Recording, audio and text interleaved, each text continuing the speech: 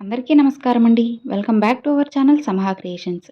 ఇక ఈరోజు వీడియో ఏంటి అంటే, శ్రావణ మాసంలో భగవంతునికి ఈ పువ్వులు సమర్పిస్తే మీ పూజకు రెట్టింపు ఫలితం 100% ఉంటుంది. మరి గులాబీలు పెడితే ఎలా ఉంటుంది? మల్లెపూలు పెడితే ఎలాంటి ఫలితం దక్కుతుంది? చామంతి పూలు పెడితే ఎలా ఉంటుంది అనేది ఇప్పుడు మనం ఈ వీడియోతో తెలుసుకుందాము. మనకి శ్రావణ మాసం ఎంతో ప్రాముఖ్యత అయితే ఉంటుందండి. అసలు ఈ మాసం అంటేనే లక్ష్మీదేవికి అలానే పరమశివునికి అంకితం చేయబడింది. ఈ మాసంలో చేసే పూజలకు రెట్టింపు ఫలితం అయితే ఉంటుందన్నమాట. ఎందుకంటే ఈ మాసంలోనే ఆ మహాశివుడు లక్ష్మీదేవి భూమిపై సంచరిస్తూ ఉంటారు. ఆ మహాలక్ష్మి కూడా వైకుంఠాన్ని వదిలి భూమిపైన అడుగుమోపుతుంది. కాబట్టి ఇంత పవిత్రమైన శ్రావణ మాసంలో ఆ శివపార్వతుల ఆశీర్వాదం పొందాలన్నా, లక్ష్మీదేవి కటాక్షం ప్రాప్తించాలన్నా ఈ మాసంలో ఇంట్లో పూజ చేసేప్పుడు కొన్ని పవిత్రమైన పువ్వులను ఉపయోగిస్తే మీరు చేసే పూజకు రెట్టింపు ఫలితం కలిగి ఆ పరమశివుని ఆశీర్వాదము, లక్ష్మీదేవి అనుగ్రహం వల్ల మీ ఇల్లంతా ఐశ్వర్యంతో నిండిపోతుంది. పరమేశ్వరుడికి కార్తీక మాసం ఎంత ఇష్టమైనదో శ్రావణ మాసం కూడా అంతే ఇష్టమైనది. ఈ మాసంలో ప్రతి సోమవారం రోజున మీ పూజ గదిలో ఉన్న శివ పార్వతుల పటానికి గంధం రాసి మందార పువ్వులతో కానీ, జిల్లేడు పువ్వులతో కానీ, గన్నేరు పూలతో కానీ పూజ చేస్తే శివపార్వతుల ఆశీర్వాదం లభిస్తుంది.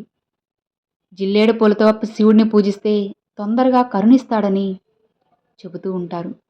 శివుడిని పూజించిన ఈ పూలను స్త్రీలు తమ తలలో పెట్టుకుంటే ఇంటికి చాలా మంచి జరుగుతుంది. శివ పూజలో ఎరుపు రంగులో ఉన్న పువ్వులను మాత్రం అస్సలు ఉపయోగించకూడదు. ముఖ్యంగా గన్నేరు పువ్వులతో పూజ చేస్తే 1000 గోవులు దానం చేసిన పుణ్య ఫలితం దక్కుతుంది. శ్రావణ మాసంలో గన్నేరు పూలతో దేవుణ్ణి పూజిస్తే మీరు చేసే వ్యాపారంలో అధిక లాభాలు వస్తాయి. గులాబీ పూలతో లక్ష్మీదేవికి పూజ చేస్తే మీ ఇంట్లో ఉన్న డబ్బు కష్టాలన్నీ తీరిపోతాయి. మీ ఇంటి సంపద పెరగాలంటే ఈ మాసంలో ప్రతి శుక్రవారం రోజున అమ్మవారి పటానికి 5 గులాబీ పువ్వులను పెట్టి పూజ చేసినట్లయితే మీ ఇంటికి అఖండ రాజయోగం కలుగుతుంది. డబ్బు కష్టాల నుండి విముక్తి పొందాలంటే ఈ మాసంలో ఏదో ఒక శుక్రవారం రోజున 5 ఎర్ర గులాబీల పూలను తీసుకుని వాటిని ఒక ఎర్రటి వస్త్రంలో మూటలా కట్టి దాన్ని మీ బీరువాలో పెట్టుకుంటే మీ ఇంటికి లక్ష్మీదేవి అనుగ్రహం కలుగుతుంది. సువాసన వెదజల్లే పారిజాత పూలంటే వెంకటేశ్వర స్వామికి మహా ఇష్టం. కాబట్టి ఈ మాసంలో ప్రతి శనివారం రోజున పారిజాత పూలతో వెంకటేశ్వర స్వామిని పూజిస్తే ఆ వెంకన్న మనసు మంచులా కరిగిపోయి మీ ఇంటికి సిరి సంపదలు ప్రసాదిస్తాడు. పారిజాత పువ్వులతో పూజ చేస్తే మీ జాతకంలో ఉన్న ఏళ్లనాటి శని దోషాలు కూడా అన్నీ తొలగిపోతాయి. మల్లె పువ్వుతో పూజ చేస్తే మీకున్న అనారోగ్య సమస్యలన్నీ తొలగిపోతాయి. మీ కుటుంబానికి మొత్తం మంచి ఆరోగ్యం కలుగుతుంది. అలానే హనుమంతుడికి కూడా మల్లెపూలంటే మహా ఇష్టం. కాబట్టి ఈ మాసంలో హనుమంతుని పటానికి మల్లెపూలను సమర్పిస్తే మీ జీవితంలో ఏ కష్టాలు లేకుండా ఆయురారోగ్యాలతో సంతోషంగా జీవిస్తారు. సన్నజాజులతో దేవుణ్ణి పూజిస్తే వివాహ యోగం ప్రాప్తిస్తుంది. వివాహం కాని వారికి మంచి మనసున్న వరుడు లభిస్తాడు. శంకు పుష్పంతో భగవంతుణ్ణి పూజిస్తే మీ మనసులో ఉన్న కోరికలన్నీ త్వరగా తీరుతాయి. నందివర్ధనం పూలతో పూజిస్తే మీ జీవితంలో ప్రశాంతత లభిస్తుంది. ఈ మాసంలో లక్ష్మీదేవి స్వరూపమైన తులసిని పూజిస్తే సకల సంపదలను పొందవచ్చు.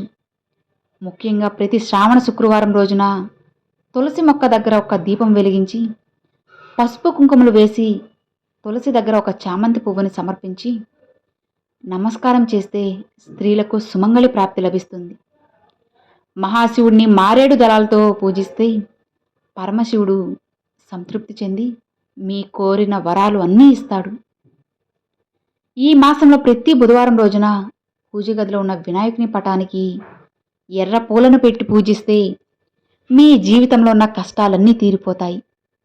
ముఖ్యంగా ఎర్ర మందారం, గన్నేరు పూలంటే వినాయకుడికి చాలా ఇష్టం. పూజలో వాడే పువ్వులు ఎంత ముఖ్యమో దేవునికి పెట్టే పండ్లు, నైవేద్యాలు కూడా అంతే ముఖ్యం. ఈ మాసంలో పూజ చేసేప్పుడు అరటి పండ్లు నివేదిస్తే మీరు చేపట్టే పనుల్లో ఏ అడ్డంకులు లేకుండా ఉంటాయి. యాపిల్ పండుని నివేదిస్తే మీరు త్వరలోనే శ్రీమంతులవుతారు. ద్రాక్ష పండ్లను నివేదిస్తే మీ ఇంటికి సుఖ సంతోషాలు కలుగుతాయి. అలానే జామ పండును నివేదిస్తే మీ ఇంటికి ఉన్న నరపీడ మొత్తం తొలగిపోతుంది. ఈ మాసంలో పొరపాటున కూడా దేవుని పూజనలో ఉపయోగించకూడనివి పువ్వులు కూడా కొన్ని ఉన్నాయి. ఆ పువ్వులతో దేవునికి పూజ చేస్తే మీరు చేసే పూజకు పుణ్యఫలితం రాదు. బంతిపూలు పూజకు పనికిరాదని వేద పండితులు చెబుతుంటారు. కాబట్టి ఈ మాసంలో ఇంట్లో పూజ చేసేప్పుడు బంతిపూలను మాత్రం దేవునికి సమర్పించకండి. బంతిపూలు పురుగులను ఆకర్షిస్తాయి. కాబట్టి బంతిపూలను పూజలో వాడితే దేవుని దగ్గరకు పురుగులు వస్తాయనే ఉద్దేశంతోనే పూజలో ఎక్కువగా బంతి పువ్వులను ఉపయోగించరు. ఇక విచ్చని పువ్వులు కూడా దేవుని పూజలో ఉపయోగించకూడదు. దేవుని పూజలో మొగ్గలను వాడితే మీ పిల్లలకు అనారోగ్య సమస్యలు వస్తాయి. అలానే పూజ చేసేప్పుడు విడిపూలు పెట్టకూడదు. దేవుని పూజలో విడిపూల కన్నా మాలగా కట్టిన పూలతో చేస్తేనే మీ పూజకు రెట్టింపు ఫలితం ఉంటుంది. అమ్మవారి పూజకు జిల్లేడు పువ్వులు అలానే పారిజాత పువ్వులను వాడకూడదు. చెట్టుకు ఉన్న పూలన్నీ కోసుకోకూడదు. సగం పూలు చెట్టు మీదే ఉండాలి. చెట్టుకున్న పూలను కర్రతో దులపకూడదు. కోసిన పూలను కింద పెట్టకూడదు. అలానే కింద పడిన పూలు కూడా దేవుని పూజలో వాడకూడదు. ఒక్క పారిజాత పూలు తప్ప ఏ పూలు కింద పడనివి పూజలో ఉపయోగించకూడదు. ఎడమ చేత్తో కోసిన పూలు దేవుని పూజకు పనికిరావు. పూజకు వాడే పువ్వులను నీటితో కడగరాదు. వాసన లేని పూలను, రెక్కలు తెగిన పూలు దేవునికి సమర్పించకూడదు. తాజాగా ఉన్న పూలతోనే దేవునికి పూజ చేయాలి. దేవుని పూజలో పెట్టిన పూలు ఎండిపోకముందే దేవుడి ఫోటోల నుంచి తీసేయాలి.